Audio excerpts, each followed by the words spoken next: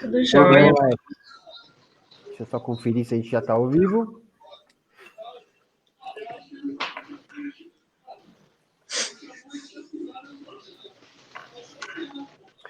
Sim, estamos ao vivo, então, boa noite a todos e todas, aqui de Cajamar, quem acompanha a nossa página do pessoal e os nossos grupos aqui também.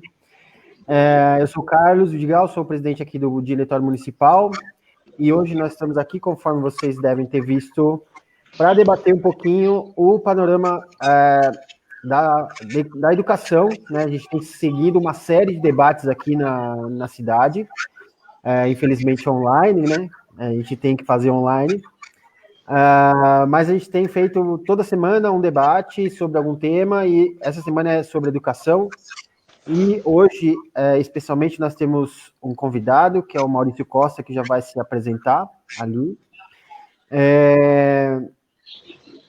A gente vai falar um pouquinho da primeira parte, a gente vai falar um pouco do panorama nacional sobre educação, né, que tem acontecido aí, essas semanas, essas últimas 2 semanas, a educação esteve em alta na mídia por conta, enfim, da quase, ou sei lá, quase a nomeação de um ministro, né, depois da fuga do Weintraub.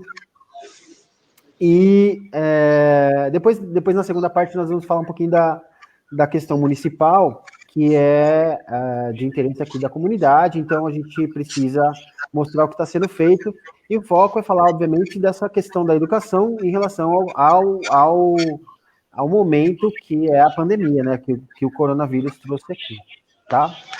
Eu vou pedir para o nosso convidado se apresentar primeiro, porque ele, afinal de contas, é convidado, então... Fica à vontade, Maurício, por favor. Boa noite, pessoal.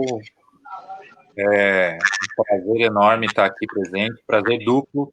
Apesar de ser hoje uma noite de frio, é um prazer duplo, porque, primeiro, pela importância que tem o debate de educação também, e pelo pessoal de Cajamar estar tomando essa iniciativa, mostra que tem um partido vivo, e isso é uma condição para que o pessoal seja, de fato, a alternativa que a gente quer construir. E em segundo, porque o Carlos é meu amigo de 20 anos. Eu estava falando aqui um pouco antes de entrar, que faz tempo que a gente não se vê e que o pessoal de Cajamar está possibilitando esse reencontro, né? Então, para mim, é um motivo de orgulho muito grande. Meu nome é Maurício Costa, eu sou professor também de formação, sou geógrafo, fui fundador do PSOL, então construí esse partido já há muitos anos, fui parte da direção nacional do partido, da direção estadual, fui presidente do município de São Paulo, do PSOL também, e sou educador popular já há muitos anos também, sou fundador e militante da Rede Emancipa de Educação Popular.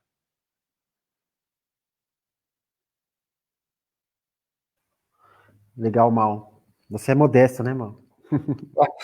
Só isso aí, só fundei o pessoal e tá tudo. Não, eu sou uma parte. Eu sei, Mal, tô brincando. Mas, na verdade, eu gostaria de dizer que, assim, uma das coisas... Por que você tá aqui hoje? A gente chamou exatamente pelo seu trabalho no Emancipa, que é, assim, uma questão que, nossa, a gente quer muito ouvir de você como foi esse desenvolvimento aqui na nossa conversa, porque é uma questão muito importante para a nossa cidade. A gente enxerga que é uma questão muito importante, a educação do jovem, assim, e essa educação por despertar para o jovem, que a gente sabe como está hoje aí nas escolas públicas, e o sistema educacional, como que ele se coloca, né? Maria, sua vez, vai lá.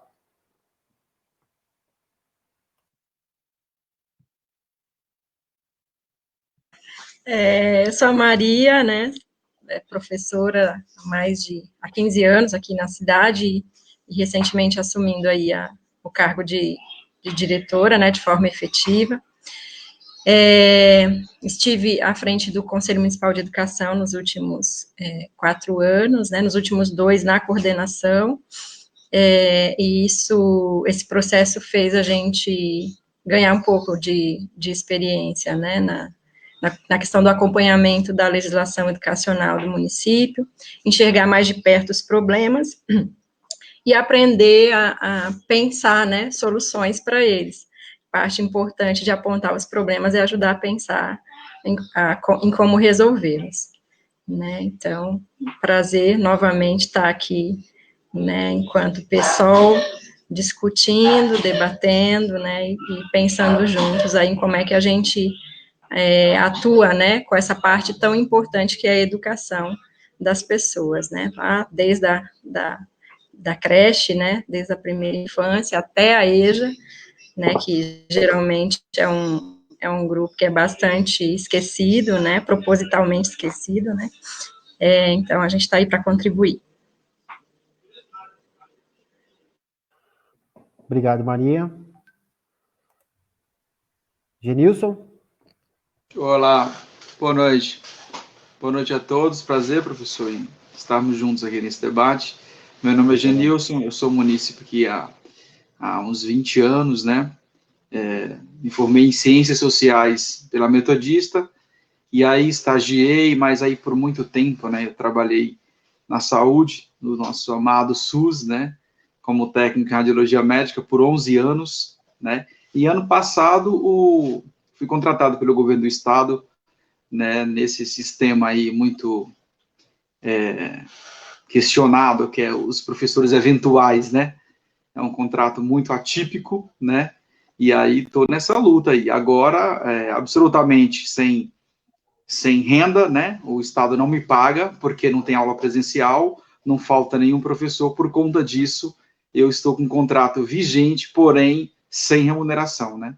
Mas estamos juntos nessa luta pela construção de um país melhor, de um país mais igualitário, mais justo, que cada vez mais possamos dar as mãos e construir a educação tão sonhada, esse mundo utópico que sempre vivemos. Muito bem. Obrigado, Genilson. Eu vou fazer uma pequena introdução aqui. Bom, nas últimas semanas a gente viu a dança das cadeiras, a gente pode chamar, não sei, mas a palhaçada das cadeiras, vamos dizer assim, do Ministério da Educação, né, que na verdade é um ministério que foi utilizado desde o começo do governo Bolsonaro como um ministério para pautar costumes ou para poder, na verdade, blindar ou colocar uma cortina de fumaça nas coisas que o governo Bolsonaro, se é que a gente pode chamar de governo, tinha para tratar, né? Então era uma pauta econômica para passar, então eles usavam o Ministério da Educação, na figura do Weintraub ou do Vélez mesmo, para poder blindar essa questão na mídia, né? Uma reforminha aí para agradar o capital. E aí a gente tinha coisas bizarras, né, que aconteceram aí desde da intimação do Vélez na comissão, né, e que foi uma vergonha assim, nacional de ver uma pessoa que assume um Ministério da Educação e não sabia exatamente nada do que estava fazendo. Depois, com a substituição para o Weintraub, degringolou, né, a gente viu o que aconteceu, que aí virou um ministério da palhaçada, nada de concreto foi feito, né, até a questão do Enem, até a questão foi vergonhoso tudo que aconteceu, até a saída dele com essa fuga, na verdade, que não era uma saída, foi uma fuga, né, para não ser preso no Brasil pelo processo das fake news aí que está rolando.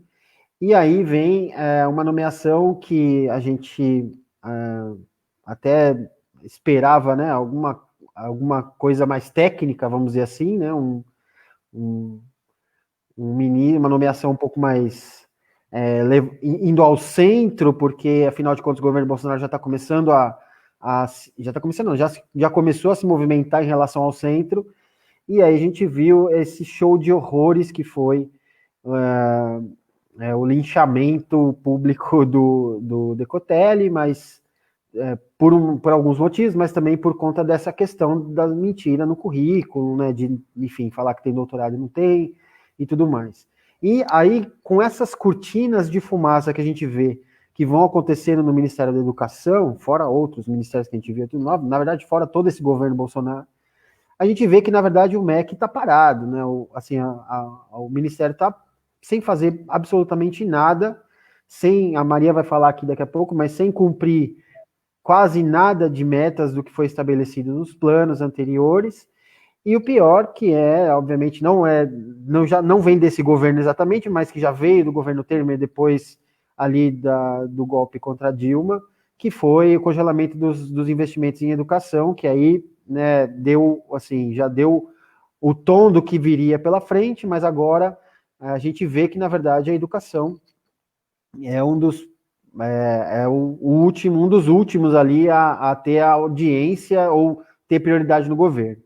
E aí, nisso vem a pandemia força as pessoas, né, força um modelo completamente diferente, força um problema para os governos, na verdade, é um problema na mão dos governos, prefeituras, enfim, governo do estado e governo federal, em resolver como continuar com um calendário, né, letivo, executar um calendário letivo no meio de uma pandemia, onde as crianças não podem ir para a escola, onde os professores não podem trabalhar, onde a administração também não pode ir para o ambiente escolar.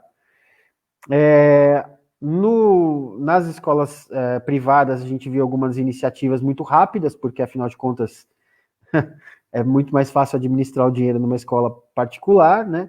Mas na iniciativa pública, a gente vê que, na verdade, a internet seria uma possibilidade, mas a gente está falando de lugares, né, de periferias, de escolas que estão em lugares que as pessoas não têm internet, né? Uma grande parte não tem internet, não tem acesso, então não teve, até então, uma política muito adequada a isso. Alguns lugares, por exemplo, Curitiba, orientou as crianças a ficarem em casa e assistir televisão pela TV Escola, se não me engano.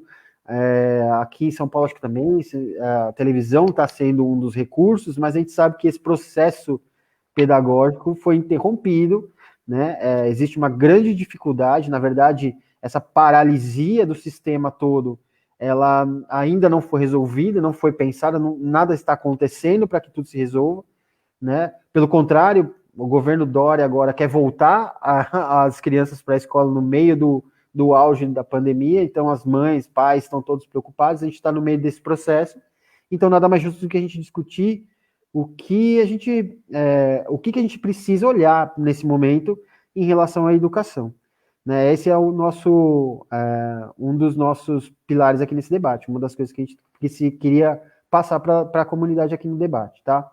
Eu vou passar a bola para a Maria, que vai fazer vai falar alguma coisa sobre o panorama nacional, e depois o Maurício.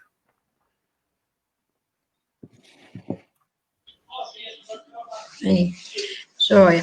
Bom, então, primeiro só contextualizar, né, que apesar do processo aí de isolamento, né, social, determinado pela pandemia, a gente não pode perder de vista, né, os objetivos da educação.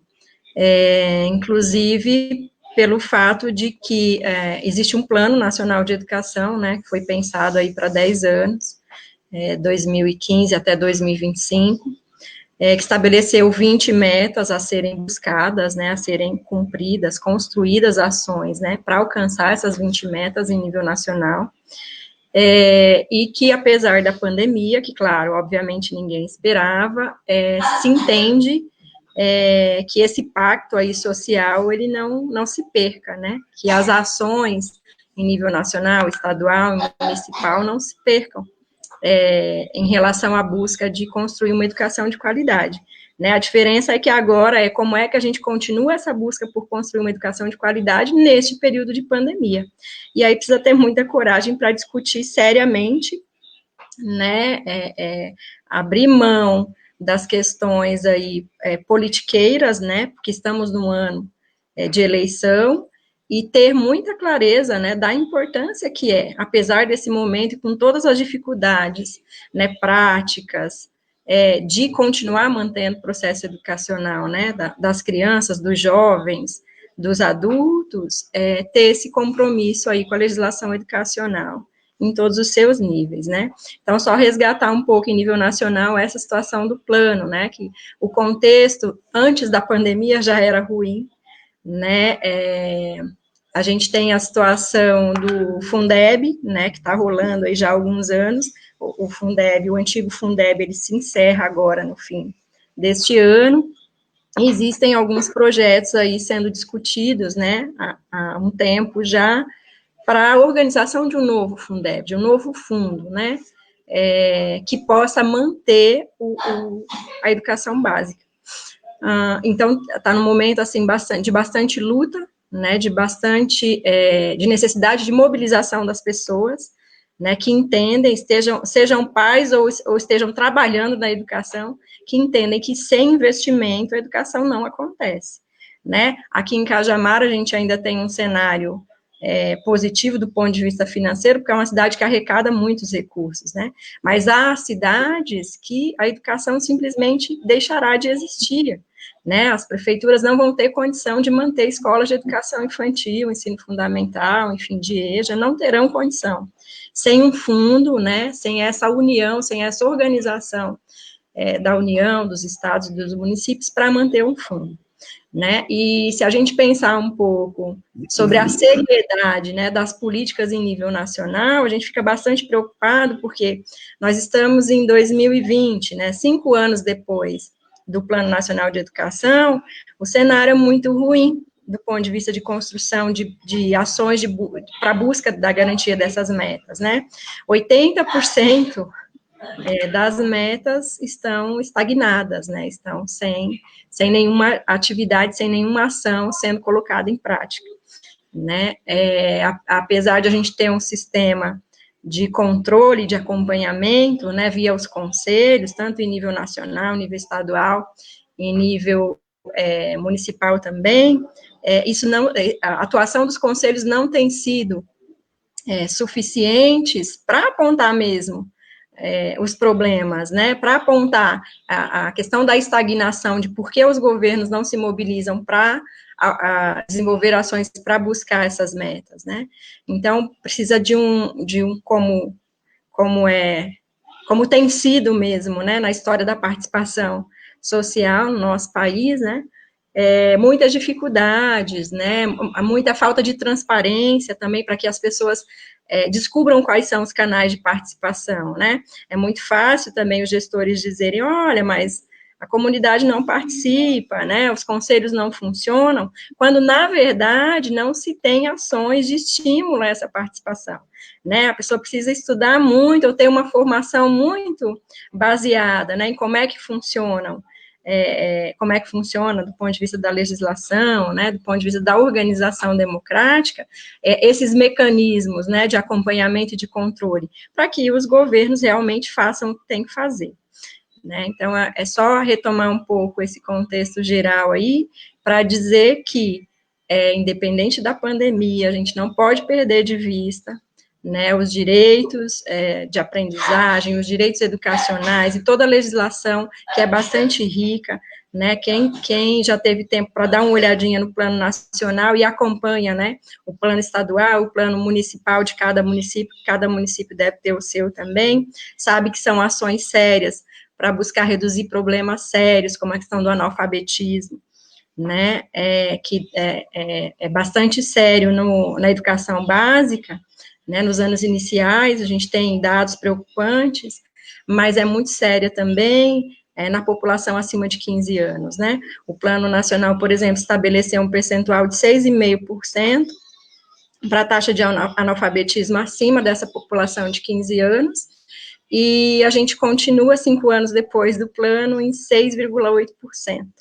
Né, então, a gente não conseguiu alcançar nem essa meta. E a gente sabe o quanto a questão da leitura do mundo, né, de interpretar o mundo, é fundamental para que as pessoas possam escolher os seus políticos, os seus representantes, né, e aí a gente retoma lá Darcy Ribeiro, quando dizia, né, que a educação que a gente vive no nosso país é um projeto muito bem pensado, né, e muito bem executado para manter as pessoas na ignorância, na alienação, né, e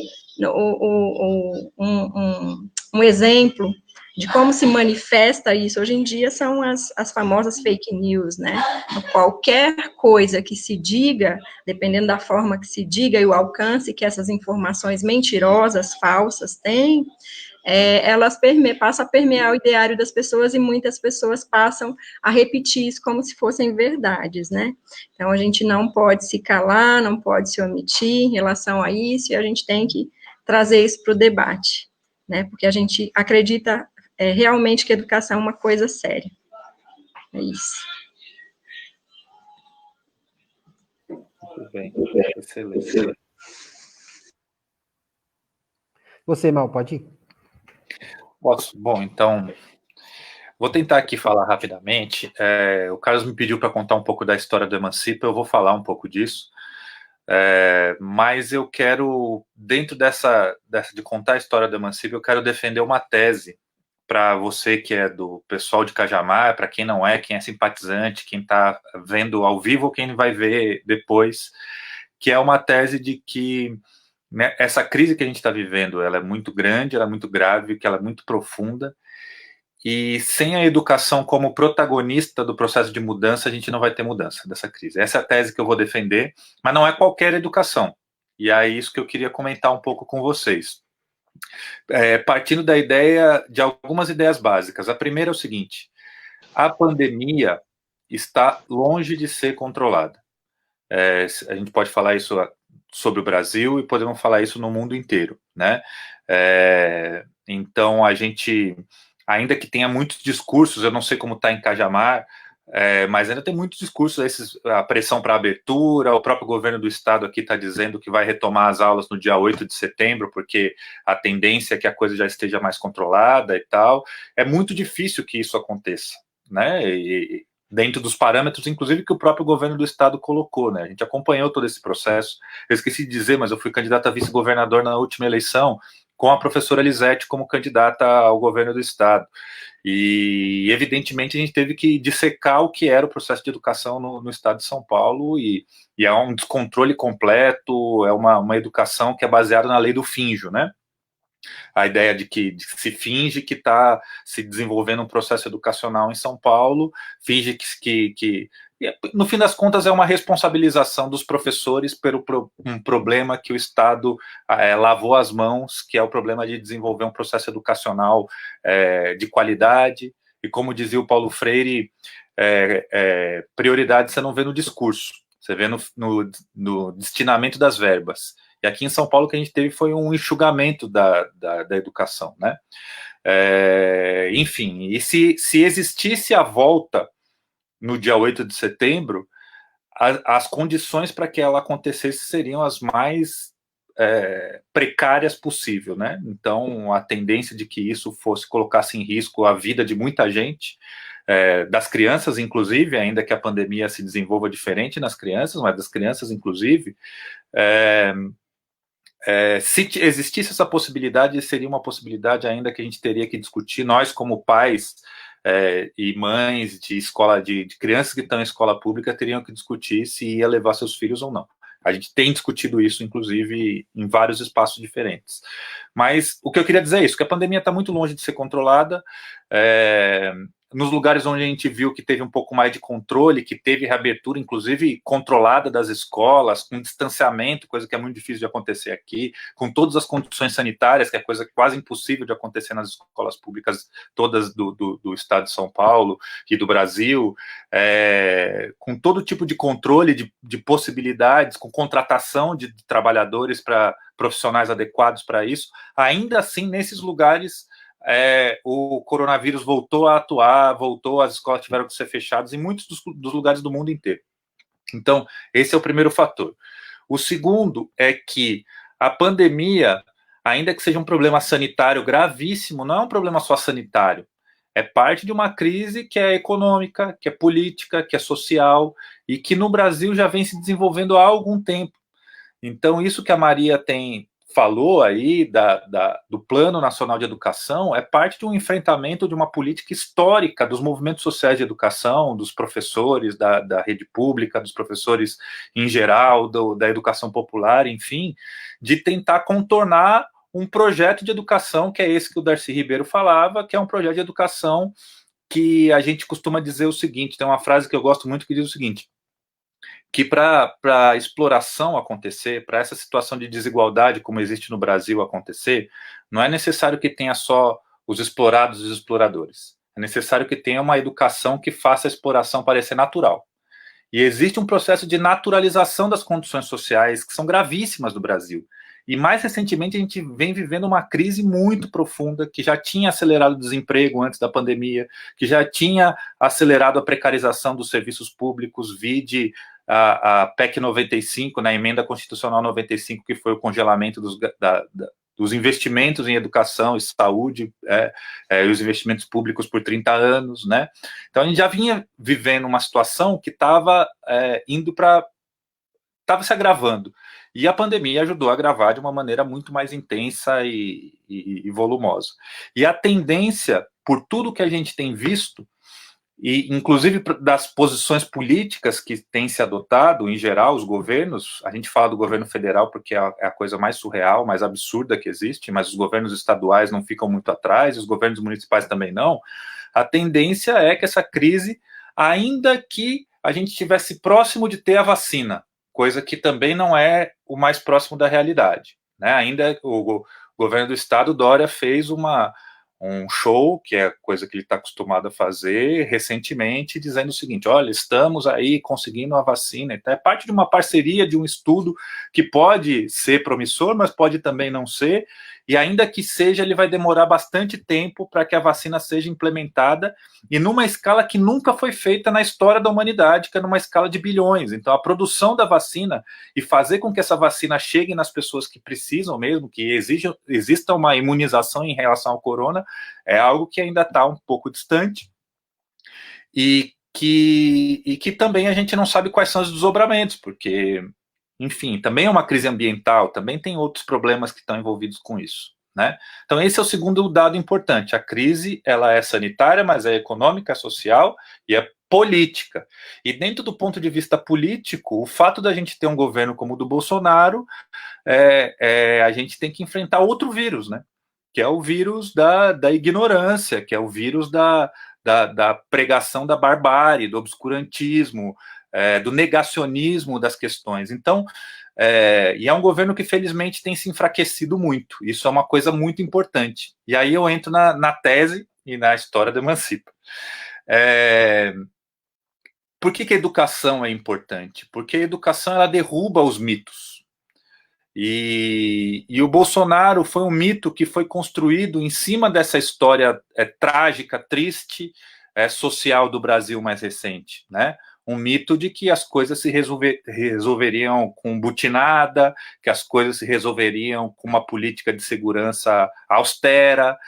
Todo mundo quer que a gente não tenha problemas. Isso do entregador de comida, que ontem fizeram uma manifestação belíssima, é um raio de esperança nessa barbárie que a gente está vivendo, dele até as pessoas que têm melhores condições, vamos dizer assim. Todo mundo quer que a gente tenha uma política de segurança efetiva, mas o que o Bolsonaro fez foi criar uma ilusão de que o militarismo, o armamentismo poderia resolver os problemas sociais. Isso não é novo na história, né? E a gente sabe que essa ilusão, ela é construída com base também em uma educação, também numa forma de dizer para o povo, seja de maneira oficial ou de maneira extraoficial, de que essa ilusão, ela tem que ser disseminada, né? E o que eu acho é que a gente está diante de um momento que está muito evidente que a ciência é muito importante. Então, isso serviu também para derrubar a confiança no Bolsonaro. Então, as pessoas viram o trabalho fundamental que as universidades têm de produzir ciência, seja do aspecto sanitário, seja do aspecto de enfrentamento ao coronavírus na sua dimensão social, seja no aspecto ambiental, né? Então, as pessoas estão vendo a importância que tem a ciência, as pessoas estão vendo a importância que tem a produção de vacinas, por exemplo, os trabalhos que têm sido feitos de maneira científica também, os estudos sociais que têm sido feitos de maneira científica. Então, O Átila Yamarino, que é conhecido aí já, ficou muito conhecido nesse processo da pandemia, ele enfatiza direto a importância das ciências humanas, coisa que o governo Bolsonaro também quis eliminar, né? Então, como é importante você pensar a sociedade para resolver os problemas da sociedade, né? A gente sim pensar, a gente atender. Então, isso está muito evidente. Assim como também ficou cada vez mais evidente aquilo que a gente sempre falava da importância de ter um ensino que seja crítico, que olhe para a realidade, que tenda a que tente entender, que tente desvendar as máscaras sociais que são construídas, né? Então as pessoas estão vendo que todas aquelas fake news que foram espalhadas, da ameaça comunista, da mamadeira de piroca, daquelas coisas todas que o Bolsonaro, elas estão vendo que, bom, não era bem o que estava sendo pintado, né? Os pais de aluno que acreditaram naquelas mentiras todas, nas fake news e tal, estão vendo que não é bem isso. Então, a gente precisa de uma educação que seja rigorosa, que seja científica e, ao mesmo tempo, uma educação que seja crítica. E o que eu queria dizer é que essa educação é parte de uma batalha que tem sido feita há muito tempo pelos profissionais de educação no Brasil inteiro, especialmente os profissionais de educação pública. E essa batalha é muito importante, porque ela não é uma batalha que vai a favor da maré, ela vai na contramão desse projeto educacional, que é um projeto de naturalizar as diferenças sociais. Então, não é por acaso que a escola pública é um equipamento que existe em qualquer lugar do Brasil, em todos os lugares. Pode não ter posto de saúde, pode não ter hospital, pode não ter transporte público adequado, mas vai ter nos rincões do Brasil, nos sertões do Brasil, no miolo da Amazônia, no sertão do Nordeste, vai ter uma escola. Porque a ideia é de naturalizar, a partir daquele espaço, essa situação social que a gente tem. E quem está na contramão desse projeto são os professores em geral. Nem todos, evidentemente, muitos ajudam a legitimar, a reproduzir essa própria lógica, mas os professores, em geral, fazem da sua profissão um ato de mudança, de transformação. E isso é educação popular.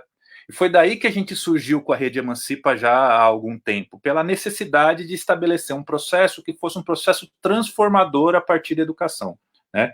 A gente surgiu como cursinhos populares pré-universitários, a imensa maioria deles funciona em escolas públicas, a gente existe há 13 anos, né, a Rede Emancipa, e com a ideia de que a educação, que o conhecimento era poder, e que compartilhar o conhecimento, esse que a gente adquiriu, uma parte da sociedade brasileira pequena conseguiu adquirir por entrar na universidade, por exemplo, por ter acesso a determinados tipos de educação, e compartilhar esse conhecimento era muito importante. Então, fazer com que as universidades públicas, em especial, mas as universidades em geral, tivessem mais filhos da classe trabalhadora, mais gente pobre, mais gente negra, mais mulheres, enfim, mais gente que conhecesse de fato a realidade do Brasil, para nós era uma forma também de acessar. Depois a gente foi vendo que não bastava a gente ser um movimento de cursinhos populares, a gente tinha que ser um movimento de educação popular.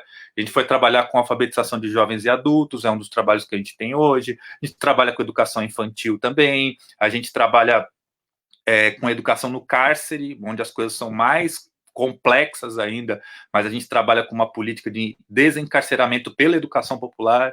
Enfim, a gente entende que a educação popular é um instrumento de transformação e que é muito importante que a educação formal esteja conectada com a educação que se faz fora da escola, né? E essa educação fora da escola, ela é parte do que a gente está fazendo aqui hoje. Então, eu vejo que esse evento, esse debate, ele é um debate fundamental, porque ele ajuda também a derrubar esses mitos, a desnaturalizar o processo que a gente está vivendo, que é o processo de achar que é normal. Achar que é normal os pretos, pobres, periféricos desse país estarem morrendo porque não têm acesso a uma saúde pública de qualidade. De achar que é normal, por exemplo, os professores, o caso do Genilson. O caso do Genilson tem uma naturalização. O secretário da Educação do Estado de São Paulo, ele foi questionado na entrevista coletiva que ele deu recentemente sobre o que fazer com os professores contratados, com os categoria O, por exemplo. E o que ele respondeu é, falou assim, não, nós não precisamos contratar mais gente, nós não precisamos pagar, não vamos gastar dinheiro com esse tipo de coisa. Como não vai?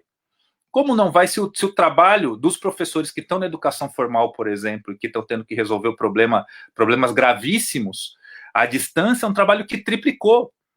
O trabalho a gente teve agora num círculo, eu já vou terminando porque eu estou falando demais, mas a gente teve um círculo recentemente de debate entre mães, pais de escola pública e professores, e uma professora deu um depoimento que eu achei muito interessante, dizendo que, em geral, o trabalho dela era o trabalho de se preocupar com a sala de aula, né, dar uma educação de qualidade para os alunos dela, e quando ela via que tinha problemas sociais mais graves, ou seja, de uma família que está sofrendo com desemprego, ou com a miséria, ou com a fome, coisa que não é incomum nas escolas, que ela, em geral, encaminhava para o setor da assistência social, os setores que iam resolver o problema dessas pessoas.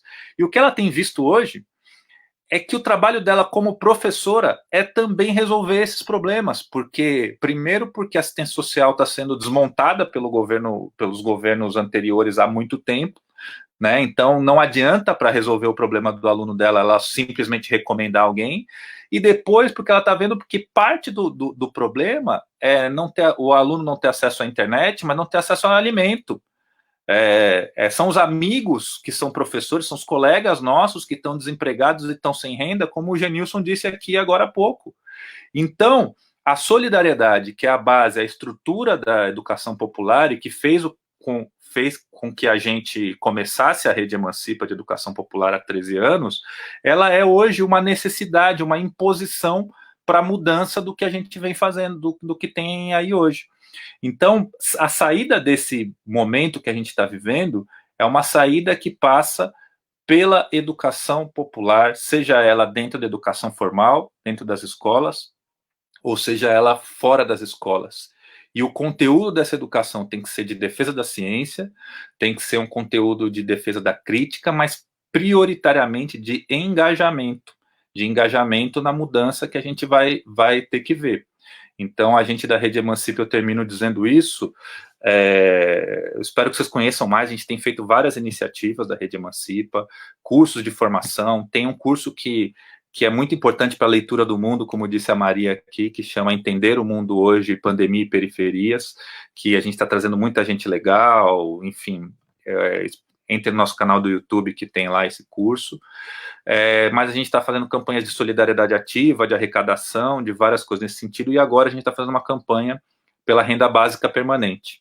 A gente acha que é um direito, não é uma concessão, não é uma bolsa que vai ser feita que em 2 meses agora para frente vai resolver o problema, mas é um direito para manter o mínimo de dignidade, e a gente pode discutir isso num outro momento também. Desculpa por ter falado tanto, agradeço o convite de vocês.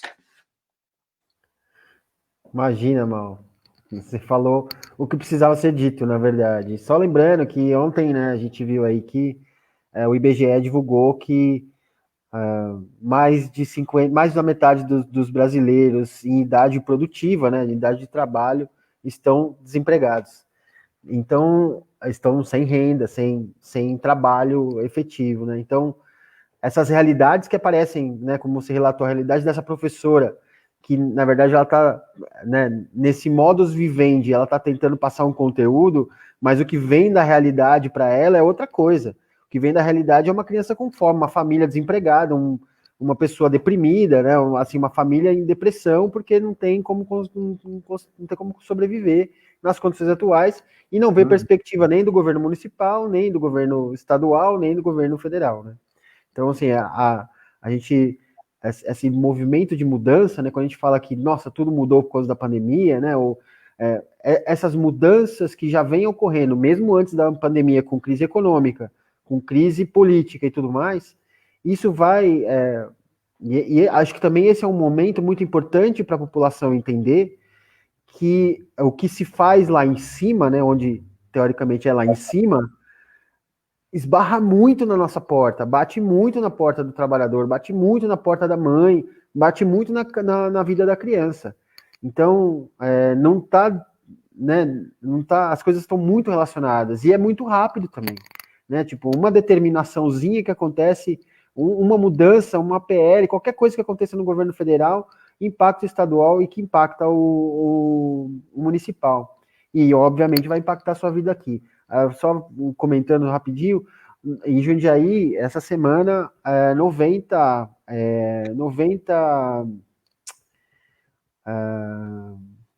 professores na mesma situação do Genilson foram dispensados. Né? Nesse mesmo esquema, nessa mesma política aí. Né? Uhum. Eu vou passar a palavra para o Laerte agora. Laerte, vai lá. O Laerte está com a boca seca, acho que tá babando para falar. Imagina. Beleza, galera? Olha, eu tive dificuldades para ingressar na nossa conversa aqui, peço desculpas, né? Mas é uma satisfação, um prazer muito grande estar com vocês e dialogando com a sociedade sobre esse tema tão importante, né? Eu perdi as falas anteriores, comecei aqui ouvindo o Maurício, né? Então eu vou meio que pegar pelo que ele falou e seguir daí, né? E eu concordo, assim, plenamente que nós estamos vivendo uma crise generalizada, né? Ela é econômica, social, política, como ele muito bem falou, apresentou, e não é só no Brasil, quer dizer, o sistema, né? Essa economia, esse modo de produção capitalista, ele vive uma crise que é global, né? Logicamente que no Brasil a questão é sempre mais profunda, né? Mas é uma crise global. Nós, os economistas, eu sou economista, né? Então nós, os economistas, estamos, uma parte, né? Uma corrente aí do pensamento econômico atribui a essa economia em curso, né, com esse viés ultraliberal, nós estamos chamando aí de a economia ex-suicida, né, porque é uma economia que, além da crise, além da concentração da riqueza, né, além de toda a problemática social, ela tem um impacto ambiental também, né, altamente destrutivo, e a gente nem precisaria, né, de um Bolsonaro da vida para entender isso. Acho que o governo Bolsonaro ele aprofunda essa questão também, né, porque abriu o leque aí do desmatamento e da destruição do país, né? Então é uma economia ex-suicida, e eu acho, né, tem aí uma série de projetos, né, globais buscando alternativas, né? Nós temos a questão do ex-socialismo, nós temos a estratégia pós-moderna, nós temos agora esse projeto liderado pelo Papa, chamado Economia de Francisco, inclusive tenho, né, participado de algumas conversas, de alguns encontros sobre isso, que propõe, né, uma outra economia, então, uma economia que não exclui, mas inclui, uma economia que não mata, mas preserva, né? Então, são discussões importantes que o Brasil e o mundo está fazendo no sentido de buscar uma alternativa. E eu acho... Só um minutinho. Desculpa, deixa eu só fazer uma correção aqui, porque eu acabei... O Genilson, ele precisa sair daqui 10 minutos, e ele queria muito falar, eu tinha dado a palavra para ele, e eu cometi o erro de colocar você no lugar. Desculpa te interromper também, eu sei que é um horror fazer isso, mas eu gostaria muito que o Genilson falasse, senão ele vai ter que sair e depois ele vai ficar sem falar. Me perdoem, por favor, é que esse mediador tá empolgado. Tá. Uhum. Vai, Genilson, desculpa.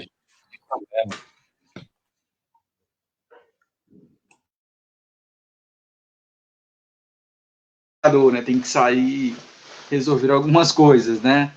Eu acho que isso reflete na vida da maioria do povo brasileiro, um povo trabalhador que luta, né, para sobreviver. Enfim, professor Maurício, olha, sua fala foi perfeita, né? Aliás, o pessoal assim tem assim membros assim que sempre tem falas belíssimas, né? A começar pelo presidente Carlos aí, que foi magnífico aí na sua introdução. levando, assim, pegando um pouquinho da fala do professor Maurício, da Maria, do Laerte, do Carlos, de todo mundo junto, né? A gente pode chegar a um ponto, assim, comum, né?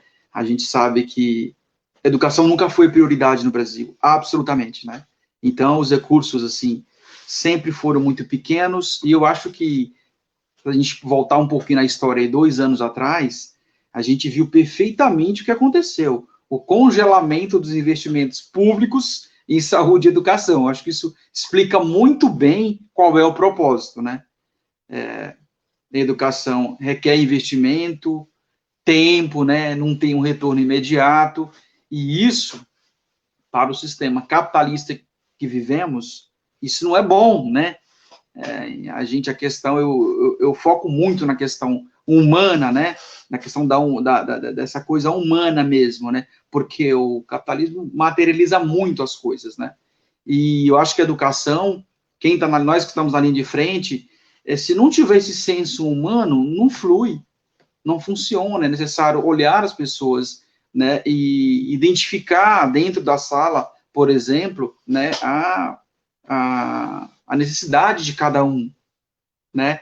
Então, acho também que a questão, a gente bate muito na tecla da questão, que é uma coisa muito séria, a questão da remuneração, já temos até piso salarial, enfim, né, leis em vigor que não funcionam, isso é muito estranho, muito contraditório no Brasil, né?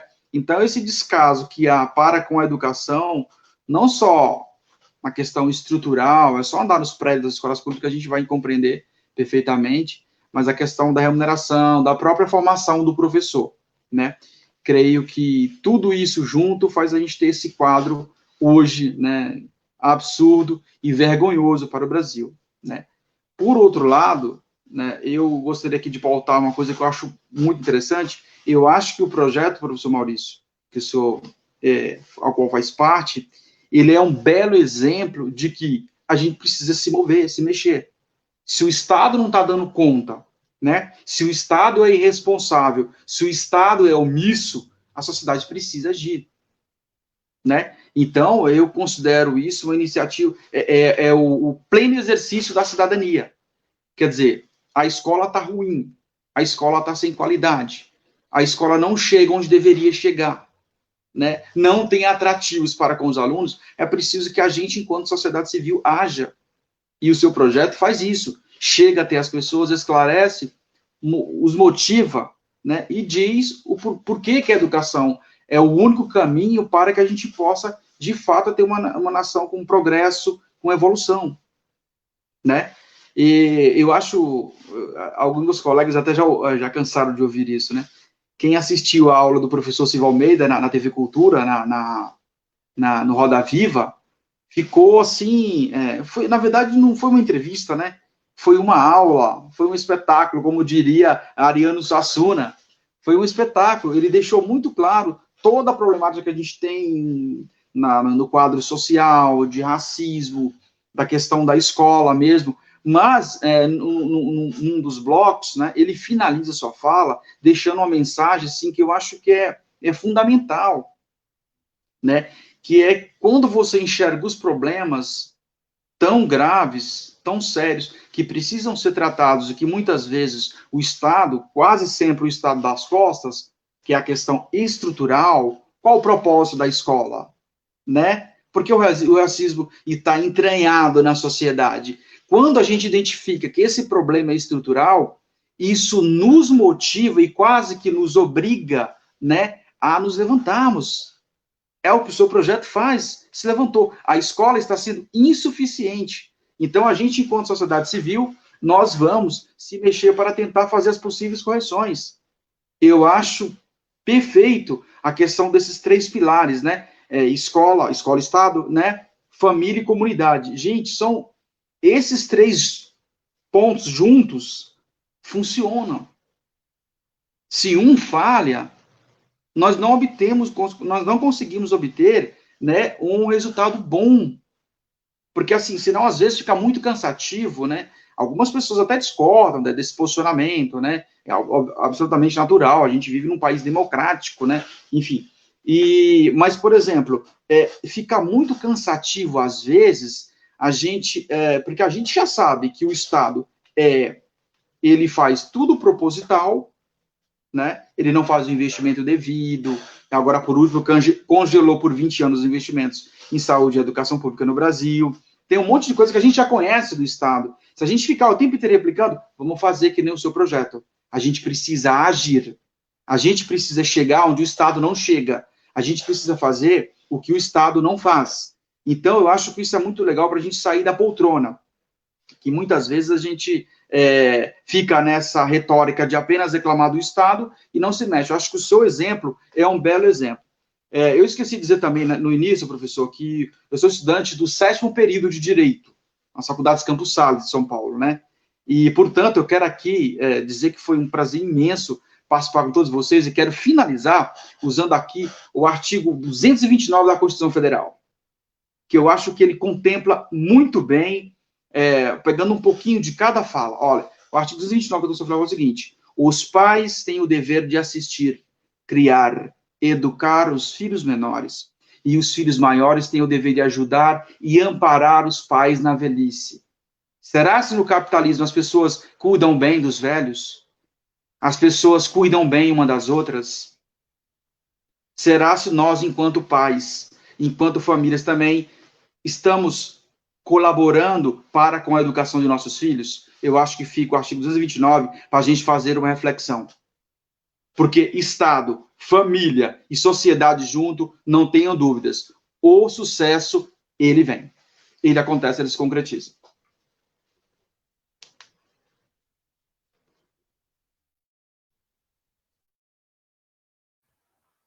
Obrigado, Genilson. Laerte, me perdoa.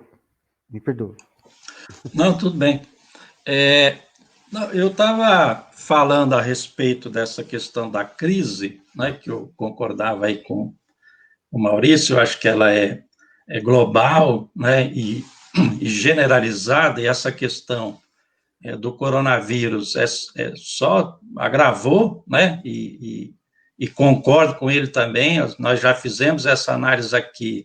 A tendência é isso ir longe, né, tanto do ponto de vista da saúde, porque, em particular no Brasil, né, não há uma articulação, né, envolvendo aí governo federal, os governos estaduais e os governos, né, os prefeitos, no sentido do enfrentamento, né, pautado pela ciência, pelas pesquisas, né? Então, não há essa coordenação. Então, aqui a tendência de agravamento ainda é mais evidente, mas, né, o coronavírus é só um elemento, né, a mais aí na questão da crise da economia, da crise do capitalismo, né, e eu iniciava dizendo, né, fazia a transição aí para a questão da educação, né, que eu acho que realmente a educação tem um papel relevante, como dizia o nosso grande mestre, né, o Paulo Freire. A educação não muda o mundo, mas muda pessoas que mudam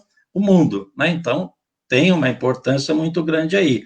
E, aliás, a própria palavra educação, né? A educação é educar para a ação, né? Então, obviamente que, em um contexto desse, a educação tem um papel de extrema relevância, e principalmente no que diz respeito à questão da formação, da tomada de consciência. Quer dizer, o mundo precisa, né, as pessoas precisam tomar consciência que esse caminho, né, então, que essa economia ex-suicida, ela já nos levou longe demais, e é hora da gente botar um freio e pensar em alternativas. Eu só tenho uma preocupação com relação a essa questão da educação, né, e aí, pegando um pouco da fala do Genilson, né, essa combinação educação, né, família, sociedade, enfim, comunidade, né, eu tenho uma preocupação com relação a essa questão da educação, sobretudo no Brasil, que diz respeito à mercantilização do ensino, né? Então, é muito mais que esse problema, né, da ausência da comunidade, né, a ausência de participação nos fóruns. A gente vive esse dilema aí, né, Maria? Maria no conselho, eu aqui no fórum. Municipal de Educação, né? Então, o esvaziamento, isso tem a ver também, né, com o descrédito da sociedade em relação à política, em relação, né, essa coisa da participação. Então, a própria política, né, vive, infelizmente, um momento de muito desgaste, né, e de descrédito, isso tudo afeta, mas eu acho assim, olha, nós temos um problema a enfrentar, que é a mercantilização do ensino no Brasil. Eu estou lá no ensino superior, parece que isso lá é mais visível, mais fácil de percepção e de entendimento, mas eu acho que isso está em todas as instâncias da educação, sobretudo no Brasil. E quando eu falo da mercantilização, eu não estou me referindo apenas a esse processo de privatização do ensino, como nós estamos vivendo, inclusive, aqui na cidade, que as 2 únicas escolas que foram construídas aí num longo período foram entregues à iniciativa privada. Então, mas não estou me referindo só a isso, a privatização do ensino não, que acho que vem com tudo agora, inclusive com EAD, né? Eu estou dizendo o seguinte, é isso a privatização, mas também a imposição de uma ideologia na formação dessa molecada, dessa juventude, de que o mercado é Deus e que ele resolve tudo, né? Eu converso com meus alunos lá no ensino superior. Os meus alunos, eu sempre os recebo. Primeiro semestre, primeiro dia de aula, eu estou lá com eles. E eu trabalho no Centro Paula Souza, formação FATEC, né? Formação da classe trabalhadora, são trabalhadores. Quando eles chegam lá no primeiro semestre, eles são todos trabalhadores. Do terceiro semestre em diante, eles já esqueceram isso tudo. Então, assim, perdem o vínculo. Então, eles se esquecem que eles são trabalhadores, ou pelo menos filhos de trabalhadores, por conta dessa formação, né, mercantilizada, de que você precisa ser empreendedor. Então, essa coisa do empresário de si mesmo, que é uma alienação, né, assim, levado ao extremo, porque o empresário de si mesmo são os motoqueiros que fizeram esse belíssimo protesto aí essa semana. Eles são empresários de si mesmos. E esses ainda estão conseguindo um trabalho, né? Porque a maioria nem isso tem nesse momento agora, né? Mas é o que se forma, essa coisa do empreendedorismo, do empresário de si mesmo. Então, é uma ideologia muito perversa e muito perigosa, e eu não sei, a Maria está aí, né, na rede municipal, possa talvez até falar sobre isso, como é que se manifesta nessa, né, com essa galera, os mais novos, né, mas no ensino superior isso tomou conta, e eu acho que é um grande problema, até porque ele forma uma intelectualidade que difunde essas ideias, inclusive professores, né, e vai difundindo essa mercantilização que me parece muito perigosa, acho que é um problema que a gente precisa debater e enfrentar rapidamente também, né.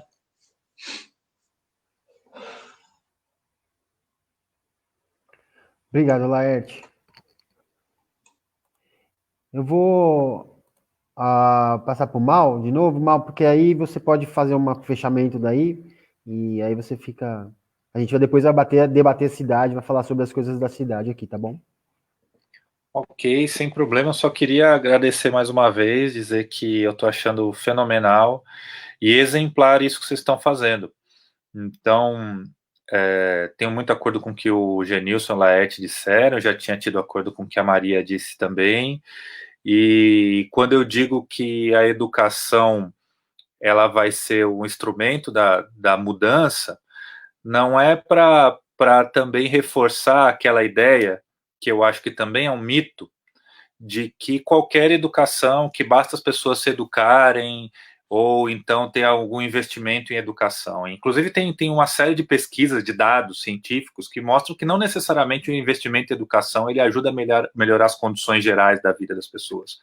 O que faz diferença mesmo é uma educação engajada num processo de transformação que não existe se não for, como disse bem o Silvio, o Genilson lembrou muito do Silvio Almeida, que é um parceiro histórico da Rede Emancipa.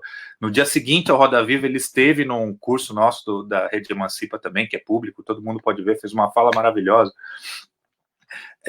Então, o que ele disse é o seguinte, não existe, se você quiser ser antirracista, Não existe gente que seja antirracista que não defenda um sistema único de saúde como o SUS, por exemplo, né? Assim como não dá para ser antirracista se você defender mecanismos que são os mecanismos que se apoiam no racismo para promover a desigualdade social. Então não dá para a gente defender uma educação que seja uma educação capitalista, onde nesse momento, por exemplo, de pandemia, um jovem que tem dinheiro e que paga um sistema de EAD, por exemplo, e tem todos os recursos na sua própria casa, ele tenha condições de se preparar para uma prova, como é o Enem também, que já é um problema, que é o acesso à universidade, de uma maneira completamente distinta de uma pessoa que, por mais brilhante que seja, tem que resolver os problemas da vida com emprego, tem que resolver o problema da vida com comida em casa, que são os problemas concretos que a maior parte da classe trabalhadora está passando hoje em dia. Então, uma educação engajada é a educação que a gente precisa. Não tem como ter uma educação popular, transformadora, se não for uma educação anticapitalista, antirracista, antimachista, inclusive engajada num processo de libertação. A gente ainda vive a pré-história do que a gente gostaria que fosse, né? A gente adoraria ter uma educação onde todos tivessem acesso a tudo que é produzido, a compreender o mundo que a gente está vivendo, a desvendar, a transformar, a produzir ciência e tal. Só que a gente ainda está longe disso. E enquanto isso não for possível para todos, a educação e a vida nossa não vai ser uma vida de liberdade. Então nós temos que defender que isso aconteça e para isso tem que ter um engajamento. E o papel da política nisso é importante, dos partidos políticos é fundamental também. Tão importante quanto ter uma educação crítica ou uma educação politizada é ter uma política pedagogizada. E é isso que eu queria dizer. Então fazer o trabalho de base, a educação popular é sinônimo de trabalho de base. É sinônimo de conversar com um por um, de ir para o bairro, de ir para a escola, de ir na universidade, de ir em todos os lugares fazer uma discussão, que é uma discussão seguinte, olha, vamos ser parceiros, a solidariedade é melhor que a competição, o trabalho coletivo, o público, o que é de todos, é melhor do que ter algumas poucas pessoas que tenham acesso, e para isso é preciso lutar muito. Então, essa educação, o Paulo Freire dizia, eu termino dizendo isso, Paulo Freire dizia que educação popular é um combustível para a luta popular. E isso que o pessoal está fazendo em Cajamar é exemplar para todos os lugares, né? O Mano Brown disse lá no comício eleitoral em 2018, falou assim, olha, você quer entender? Volta para a base. Volta para a base para você entender o que está acontecendo. E eu acho que com esse trabalho de educação que nós estamos fazendo aqui hoje, a gente está entendendo muito mais e a gente está aprendendo muito mais também para poder ter um caminho efetivo de mudança no país. É isso, agradeço demais o convite, agradeço pelo pessoal de Cajamar ter me colocado de volta em contato com o Carlos, que é meu amigo há muitos anos, e espero que vocês me convidem de novo. Numa próxima aí eu venho para falar do que vocês quiserem também, de futebol, de política, do que for necessário, tá bom? Obrigado. Mal, eu agradeço aí, porque a sua trajetória é belíssima, enfim. Nem é só por isso, mas porque você é um grande pensador aí junto da gente, assim, e essa sua última fala, ela dá um ânimo pra gente, porque, na verdade, uma das nossas discussões, e a Maria está aqui, acho que para não deixar eu mentir, há um tempo atrás, foi a gente precisa parar, eu não gostaria de usar voltar para a base, é óbvio que a gente tem que voltar para a base, a gente tem que fazer o trabalho de base, né? Mas a gente tem que parar para mostrar que a política não é ruim. A gente tem que mostrar que um partido político, a importância de um partido político, isso não é ruim para a cidade. E que isso não é ruim na vida das pessoas. Falar sobre a política não é ruim. Conversar sobre a política não é ruim. E que isso não pode afastar as pessoas. Então, nosso planejamento aqui do pessoal de Cajamar é também nesse sentido, né? Óbvio, a gente está num momento de pandemia, a gente gostaria de estar junto da galera, fazendo isso, sei lá, em praça pública, mas não dá, então a gente está fazendo esses ciclos de debates aqui, semanais agora, virou semanal porque a gente se empolgou, e que a gente vai fazer todas discussões desse tipo para que as pessoas, né, que a gente tente alcançar o máximo de pessoas aqui da cidade possível, e que cause esse despertar, né, sem pretensões, obviamente, mas que cause pelo menos que faça com que as pessoas queiram participar de uma vida política um pouco diferente do que tem sido praticado aqui. Aqui é propaganda política e dinheiro na mão, né, na maioria dos partidos que governam as cidades e os municípios. Mas aqui no pessoal não. A gente quer realmente que as pessoas venham debater com a gente, porque é só assim que a gente vai construir um plano, né, e que esse plano seja efetivo e que vai diminuir as desigualdades dentro da cidade, que vai tratar as pessoas de forma igual, vai trazer algo de libertador de verdade. Então, esse é o nosso intuito aqui. Muito obrigado por ter vindo aí. Fica à vontade para sair a hora que você quiser aí do nosso debate. Maravilha. Né? Eu agradeço, eu vou ter que sair mesmo, porque eu tenho que botar meus filhos para dormir aqui, mas eu agradeço demais e estou à disposição. Valeu. Valeu, obrigado. É um prazer. Prazer foi nosso. Maria, agora é com você aí. Vamos falar da cidade? Vamos sim. Eu estou ainda com a provocação do Laerte aí em mente, viu, Laerte? Mas é isso mesmo, né? E aí na fala do Maurício, e que o Carlos refletiu muito bem, essa questão do afastamento das pessoas da política, parece que é uma ação muito proposital de governos que estão comprometidos, né, com causas que talvez não sejam tão nobres, né, porque o que é que se faz de tão errado no aspecto político, para qualquer governo em qualquer nível querer afastar as pessoas, né, dos processos democráticos, né, que estão instituídos legalmente, inclusive, né, da falta que existe do estímulo, da valorização da participação das pessoas, né, então se perde, de repente, se perde de vista, de repente, de que para as pessoas participarem, elas precisam, somos todos seres humanos, né, elas precisam ter garantias, né, de quais são esses espaços, e que isso também é um processo educativo, né, como é que eu participo das ações, seja na escola, né, onde meu filho estuda, e seja da vida política da minha cidade, se não há divulgação, né, se não há transparência, se as coisas são feitas na frente de uma câmera, né, e que se mostra aquilo que se quer mostrar, né, e a gente vê um movimento, inclusive, né, talvez não seja tão grande, não tem um alcance tão grande ainda, mas nas redes sociais, né, que é um movimento até interessante de se observar, de questionamento, de contestação, né, de algumas atitudes, de algumas ações. Eu fico pensando, às vezes, se isso não pode ser um embriãozinho aí, né, de uma melhora, né, dessa questão da participação das pessoas, porque você passa a ver na rede social uma possibilidade do questionamento, visto que você não tem resposta, e pelo que eu observo também é muito comum não haver resposta, né, então muitas vezes se marca lá a autoridade num comentário,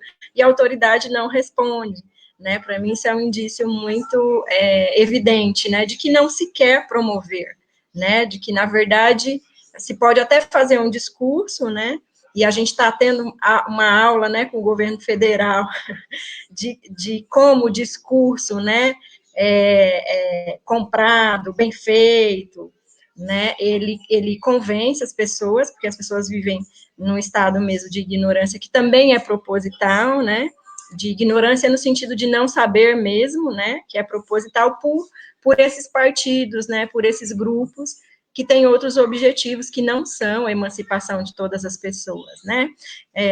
Voltando a falar de educação de maneira geral, e pensando também, né, em nível municipal aqui, qual que é o objetivo da educação, né, o desenvolvimento das pessoas, então, a partir da educação a gente se desenvolve enquanto ser humano,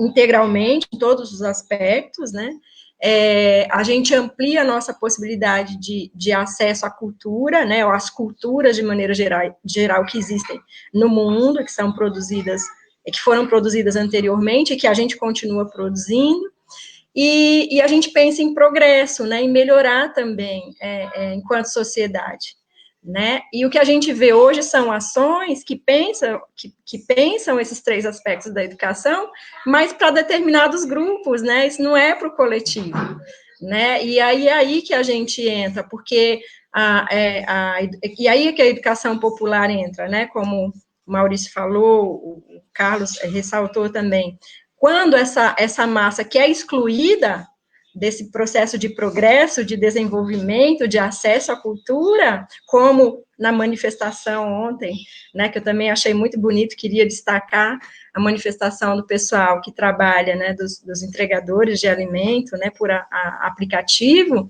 de que quando essa massa se dá conta de que ela está sendo de que está sendo negado a ela, né, o direito à educação e a tudo que vem junto com a educação, que é progresso, que é desenvolvimento, que é acesso à cultura, que é, né, tudo de bonito que o ser humano produz no mundo.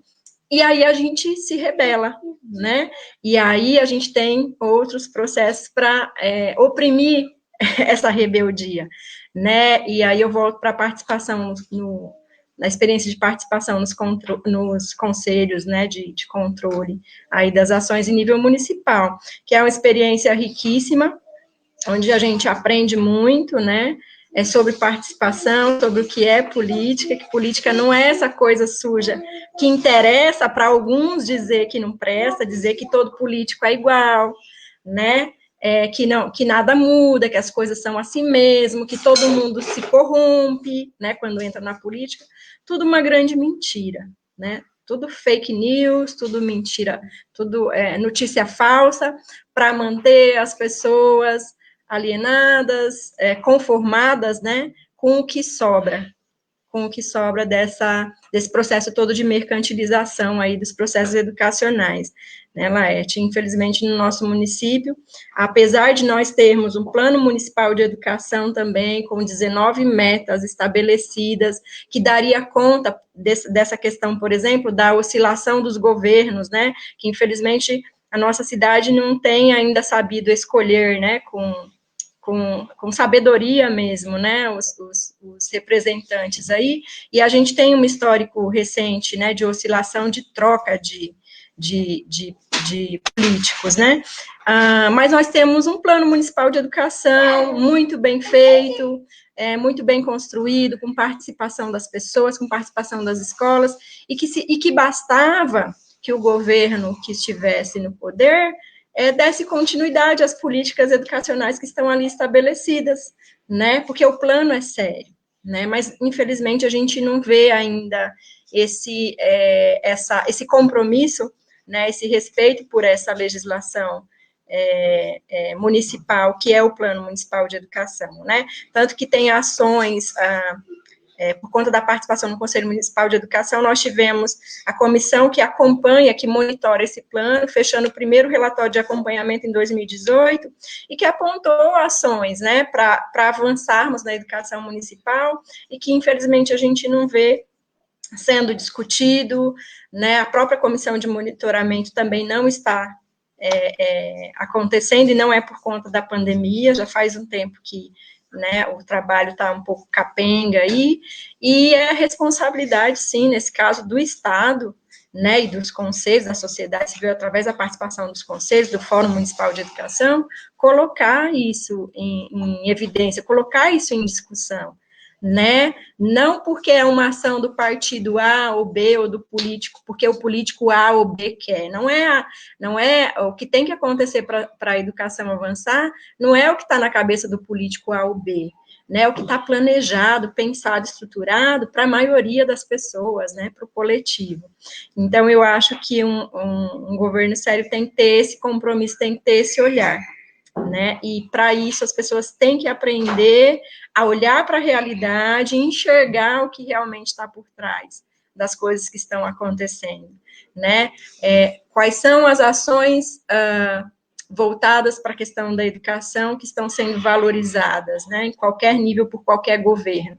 Se elas existem, se elas são divulgadas, se as pessoas podem acompanhar, a gente vai ter, de fato, como avaliar, né, se é um governo comprometido com a educação ou não, ou se são ações, né, enfim, de marketing, né, de autopromoção individual, né, que infelizmente isso não é política, né, isso não é política pública, ao menos, né, e a gente deve estar bem atento aí para não continuar valorizando, né, ou elegendo esse tipo de atuação. Mas é isso por enquanto.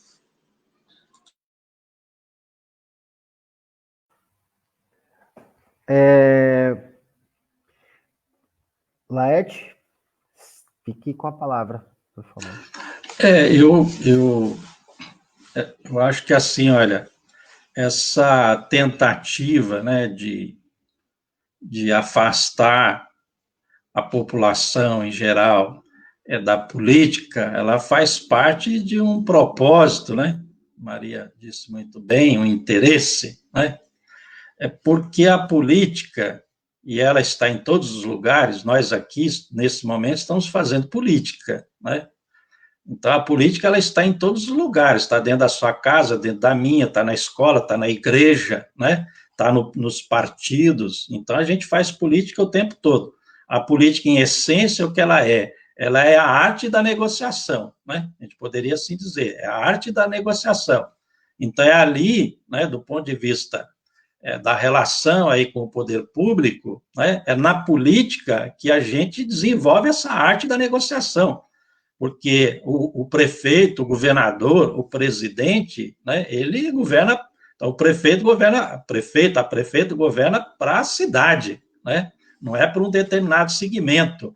Então, quando a gente tem uma maior participação, né, da sociedade, a gente, né, ajuda a refletir sobre os rumos da cidade, ajuda a decidir sobre os rumos da cidade. Então, em razão disso é que se desestimula tanto a participação da sociedade na política, e, ao mesmo tempo, né, há todo um esforço no sentido de alienar, aqui, e aí aplicando aqui o termo com todo o respeito, né, mas há toda uma tentativa de alienação da sociedade, né? O que significa alienação? Né?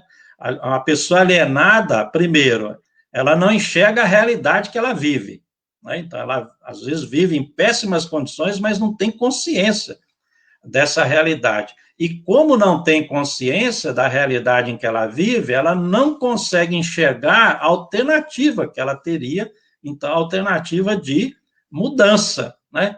A educação tem um papel importante nesse sentido, porque pode, né, colaborar com essa conscientização, né, primeiro do lugar que as pessoas estão, né, da realidade em que ela vive. Essa é a educação, né, de qualidade que a gente defende, quer dizer, uma educação que faça com que as pessoas, primeiro, tomem pé da realidade em que elas vivem, e, a partir daí, produzam aquelas mudanças que são necessárias na sociedade, e essas mudanças, elas são construídas a partir da política, né? Então, é lógico que essa elite que se apodera das diferentes cidades, né, a partir dos órgãos, né, executivo, legislativo e assim por diante, eles estão ali a serviço de uma parte, né, e com esse objetivo de produzir o afastamento das pessoas para que a cidade não discuta as prioridades. Se a gente trazer aqui para o nosso município, veja, o nosso município, ele tem, né, uma receita tributária que causa inveja a muitas cidades por aí afora, né? Então, a gente é uma cidade economicamente desenvolvida, né, socialmente não necessariamente, porque a distribuição da renda na cidade, né, é bastante precária, a gente conhece os dados, mas do ponto de vista do seu potencial econômico é muito grande, a arrecadação tributária é muito grande, né, e nós estamos vendo aí que a prefeitura está, né, fazendo empréstimos, né, e assim, né, qual foi a participação da sociedade? Primeiro, né, que a prefeitura, que até onde se sabe, tinha um superávit, não é isso? Pelo menos é a informação que circula. Né, o prefeito atual assumiu a gestão com superávit, né, então, com um valor significativo de caixa, e agora está realizando aí empréstimos aprovados pela Câmara Municipal, né, mas que, assim, quem que discutiu que isso era necessário? Quem que discutiu, né, o que deve ser feito com esse dinheiro que está sendo, né, emprestado? Quer dizer, qual é o grau de envolvimento da cidade, da sociedade, né, decisões que, querendo ou não, comprometem o futuro da cidade, né? Se você vai produzindo dívidas, né, isso vai repercutir nos anos seguintes, né, nas gestões futuras. A sociedade precisa participar desse debate, dessa discussão. A gente vê isso lá, né? Na questão da educação, né? Essa comissão de avaliação, por exemplo, eu ouvi dizer que eu faço parte dela, né? E como eu ouvi dizer que fazia parte dela, eu fui lá participar, né? Quando eu cheguei lá, eu fiquei sabendo que eu tinha faltado às reuniões anteriores, que eu não sabia que eu era integrante da comissão de avaliação, né? Então, assim, são exemplos do descaso, que eu diria bastante proposital, né? Porque se fosse outro, teria dito assim, olha, não venho mais aqui, não vou participar de nada disso, mas, né, as poucas reuniões que aconteceram, eu estive lá e fiz a defesa do meu ponto de vista, né? É bastante complicado.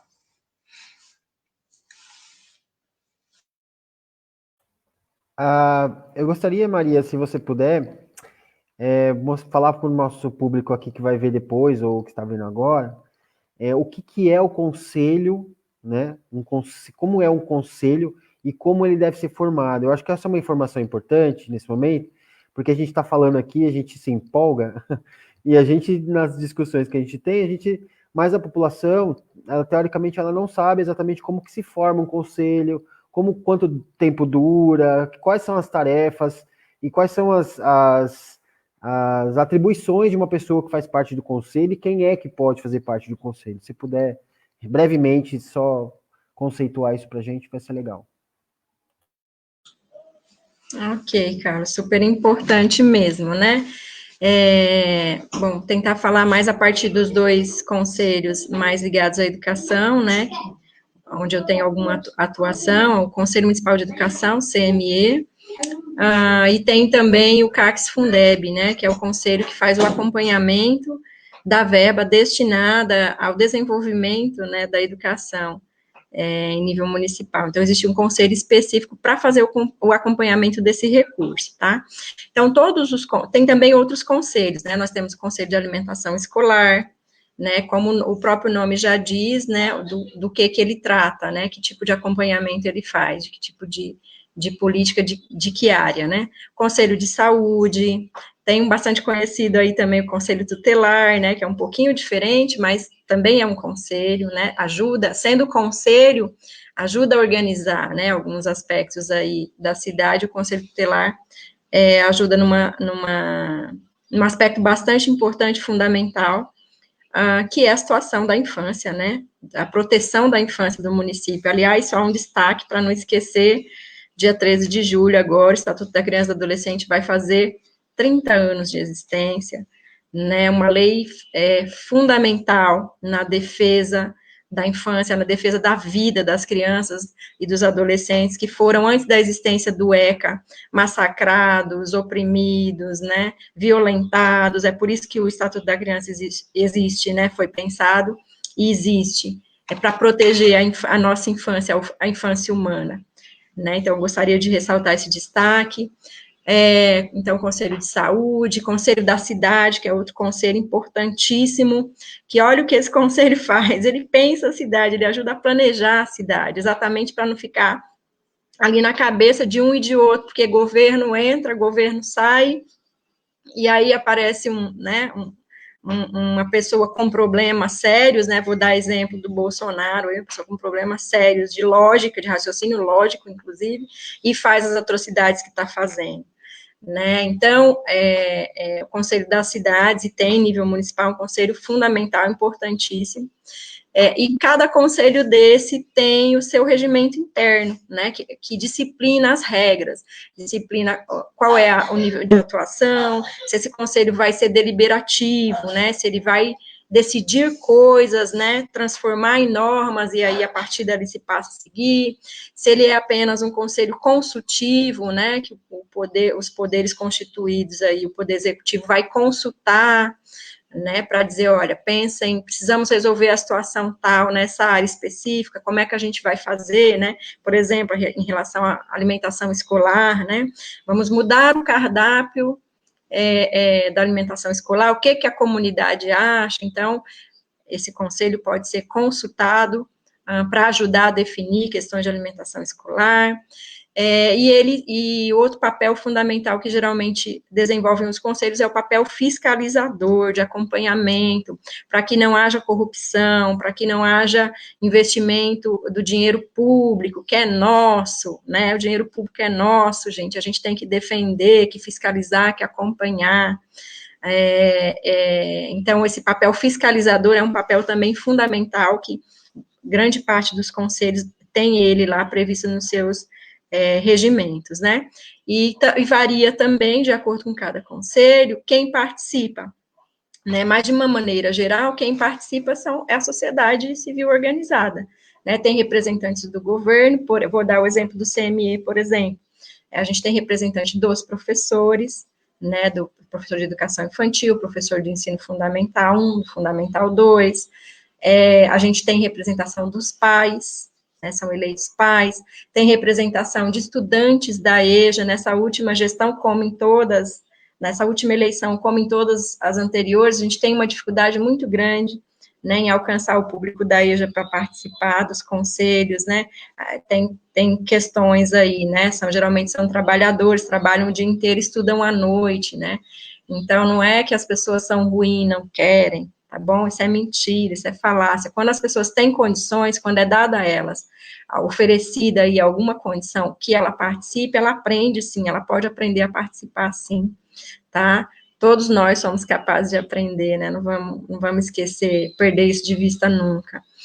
E tem representantes do Poder Executivo também, né? Por exemplo, no CME tem o representante do setor jurídico, né? Porque como o CME tem papel deliberativo, normatizador, ele pode criar normas, essas normas, elas não podem contrariar legislações maiores, então é importante a presença, né, de alguém ligado à área jurídica, para acompanhar essas ações do Conselho Municipal de Educação, né, tem representantes da Secretaria de Educação também, né, então é um conselho bastante importante, fundamental, e a tarefa principal dele é zelar pela legislação educacional, também para garantir que não se faça nada fora do que diz a lei, né, e aí é uma situação também bastante complicada, porque se o gestor público não tiver esse mesmo compromisso, essa clareza, inclusive, né, de que o papel do conselho é esse,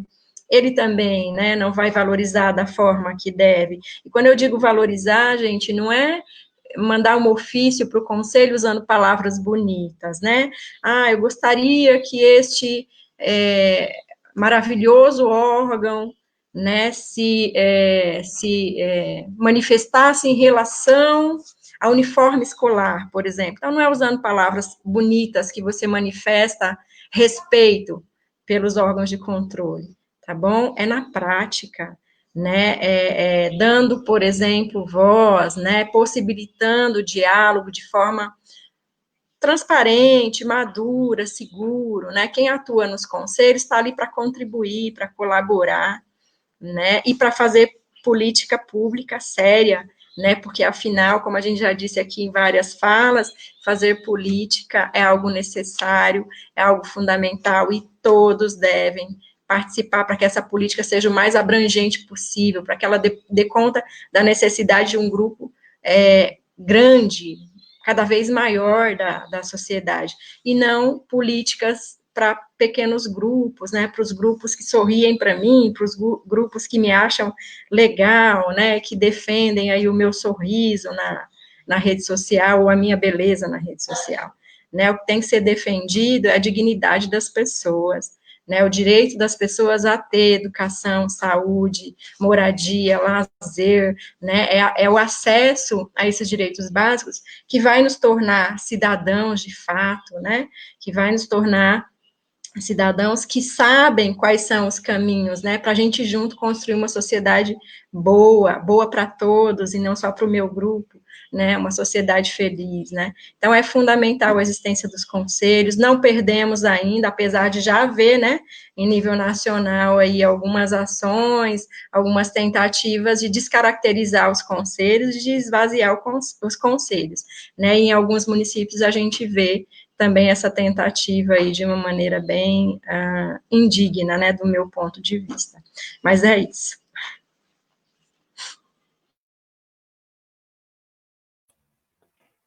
Laerte, vamos fazer umas considerações finais, porque a gente já está, né, bastante tempo. Fica à vontade.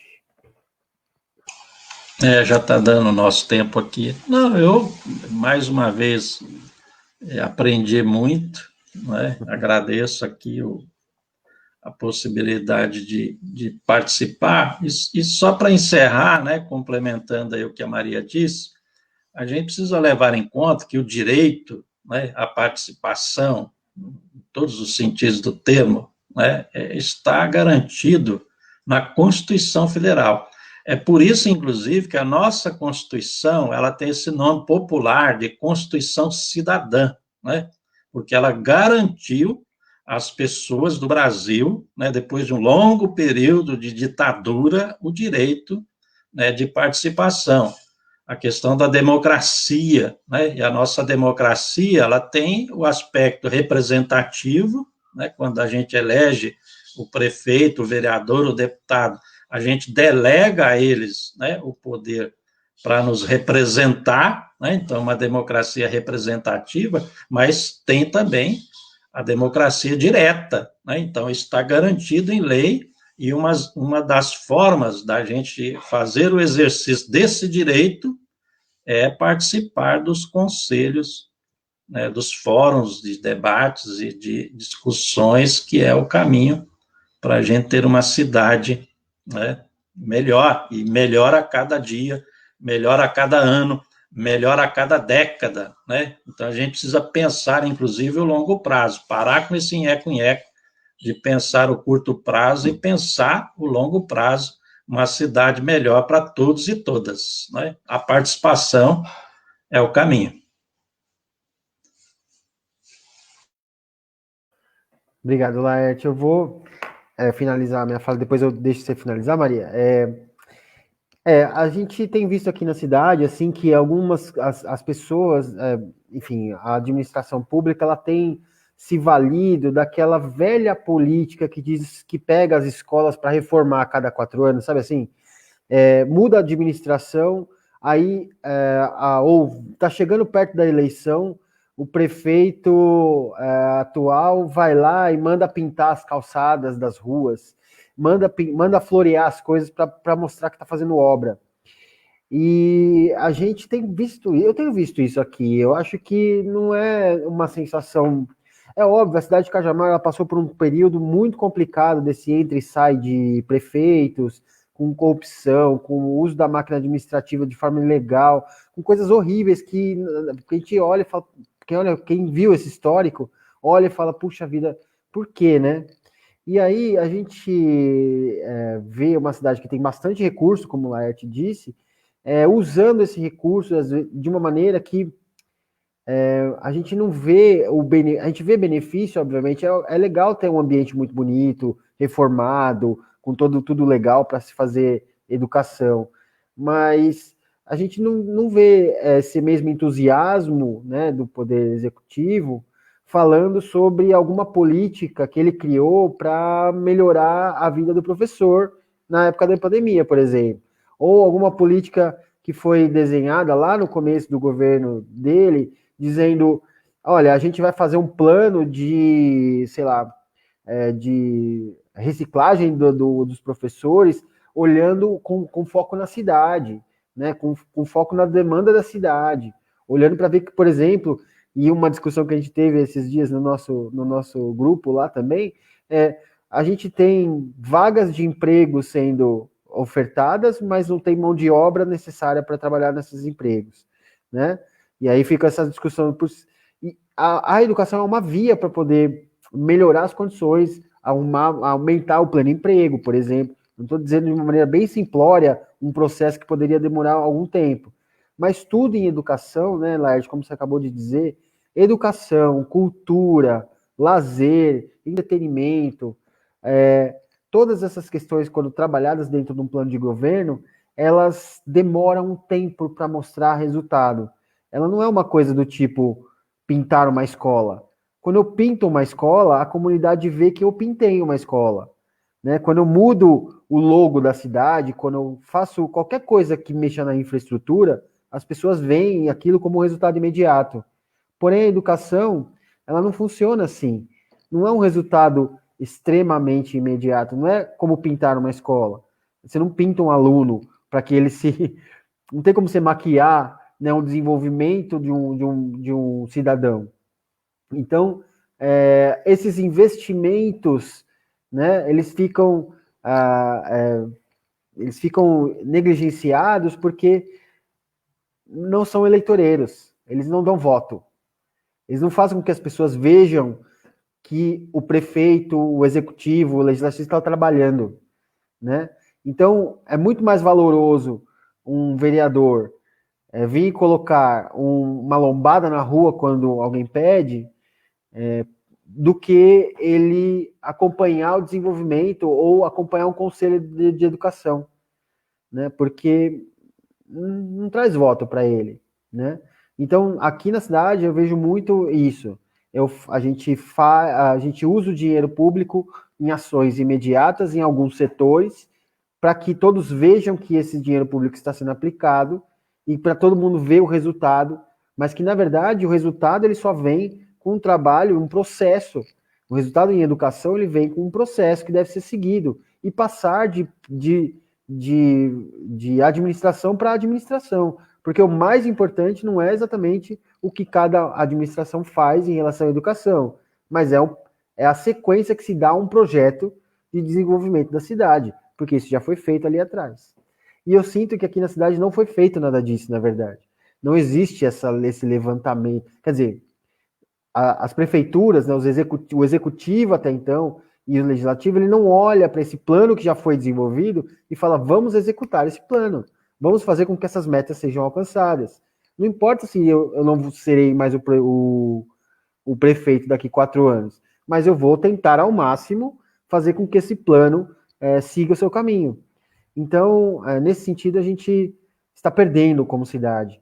A gente está perdendo como cidadão de Cajamar, porque a gente não discute a política, a gente não discute a educação e a gente não está participando do processo, desse processo político que vai fazer com que a gente monitore, fiscalize e melhore todas as relações da sociedade, do poder executivo e legislativo com as demandas da cidade.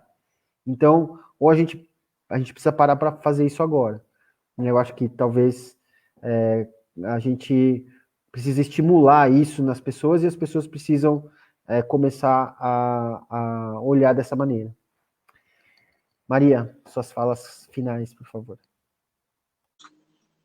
Joia. Que pena que está acabando. Tão bom falar de educação.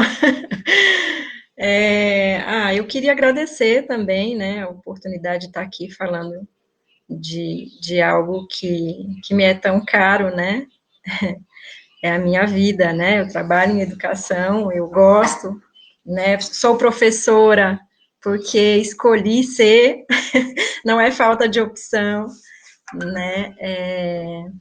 E estou muito feliz de estar aqui falando um pouquinho, né, sobre a vivência em educação em nível municipal.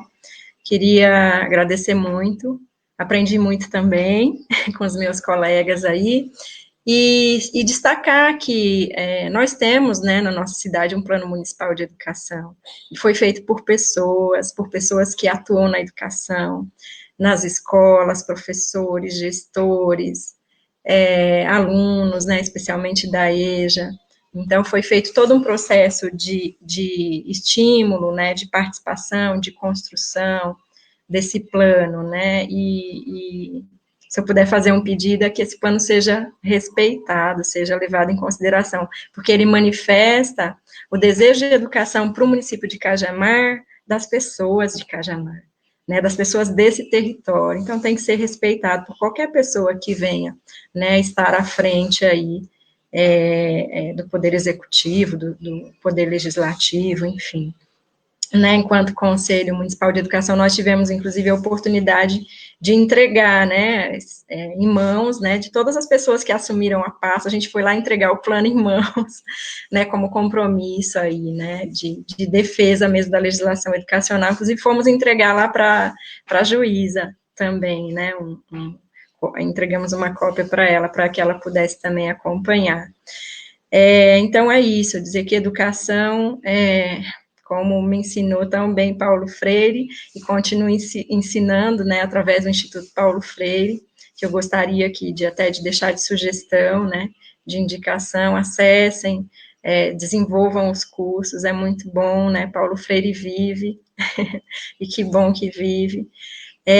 Então, o maior aprendizado que eu tive na vida foi esse, foi o respeito pela humanidade das pessoas, respeitando a humanidade das pessoas, inclusive as suas diferenças, a sua cultura, o seu jeito diferente de ser, inclusive o seu jeito diferente de pensar de mim, que não é porque eu penso diferente de você que eu sou um seu inimigo, eu continuo sendo um ser humano igualzinho a você, né, mas aprender a respeitar, então, esse ponto de vista diferente, essa cultura diferente, esse jeito de pensar diferente, esse estado de ser político diferente, de um partido diferente, né, de um grupo diferente, e que também deve ser levado em conta, deve ser respeitado.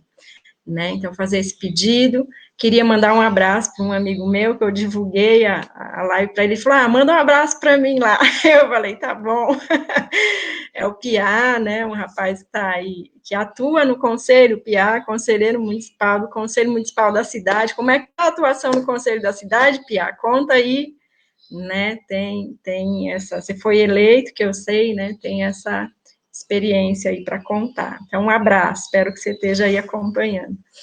E isso, né, deixar de palavra final isso, vamos nos respeitar mais, né, com certeza a gente vai conseguir se educar mais e conseguir com que mais gente, né, se desenvolva, mais gente tenha acesso a tudo de bom que tem aí, que a gente, enquanto ser humano, já construiu, porque não é justo, né, que não chegue para todo mundo, não é justo que a comida não chegue na mesa de todo mundo, não é justo que a educação não chegue na casa de todo mundo, né, que ela chegue só na casa de quem tem condição de pagar, né, ou de quem participa do mesmo grupo, do mesmo círculo que eu, né, então não é justo, e não sendo justo, a gente vai perceber que não é, e a gente vai se rebelar, e a gente vai dizer que não é justo, e vai brigar por um mundo melhor, né, onde chegue para todo mundo, sim, onde as políticas públicas cheguem para todo mundo, sim,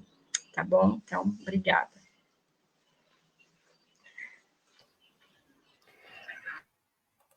Obrigado, Maria. Bom, pessoal, a gente vai terminando aqui nosso debate. Quando a gente fala de educação, a gente extrapola, né? Porque educação é um assunto que vai, se deixar, a gente fica aqui até a madrugada falando. Mas eu queria agradecer a todo mundo que passou por aqui, agradecer quem vai ver ainda, porque, por favor, veja, comente, venha falar com a gente. Toda quinta-feira agora o pessoal vai debater a cidade, vai debater os temas principais aqui que estão acontecendo no mundo, no Brasil, no estado de São Paulo, na cidade de São Paulo e em Cajamar, né? Tudo que a gente afeta. Você acha que já ficou bem claro para quem está vendo que, na verdade, a gente faz um panorama do que está acontecendo nacionalmente para mostrar para todo mundo que existem os impactos do que acontece no governo federal ou no mundo na nossa vida cotidiana. Então, a gente gostaria muito que vocês participassem, venham participar com a gente. Na semana que vem, quem vai levantar a pauta aqui é a Gláucia. Ela vai trazer a questão do movimento negro, da negritude, que está precisando falar. Sei que a gente não está exatamente no timing, mas que agora que as coisas estão ainda na pauta, vale a gente ter essa discussão. E também a gente tem um convidado, que vai ser o Gabriel, deixa eu ver aqui o nome. Gabriel Nascimento, é professor da Universidade Federal do Sul da Bahia, doutor. Ele vai vir falar, porque ele também é de um movimento, e ele vai falar como ele enxerga o movimento negro no Brasil agora. Então, eu acho que vai ser bem riquíssimo. Compareça, vai ser na quinta-feira, então toda quinta-feira às 9 da noite, um debate do pessoal. Então, você já tem um horário marcado, um dia marcado na agenda, não precisa ficar procurando a gente, não. 9h30, 9 horas, o pessoal está no ar falando alguma coisa para vocês, tá bom? Então, muito obrigado pela atenção. Vamos nos educar da melhor maneira para que a gente saia dessa opressão. Vamos tirar nossas crianças de um estado de opressão, por favor. E muito Paulo Freire por aí. Um abraço para todos.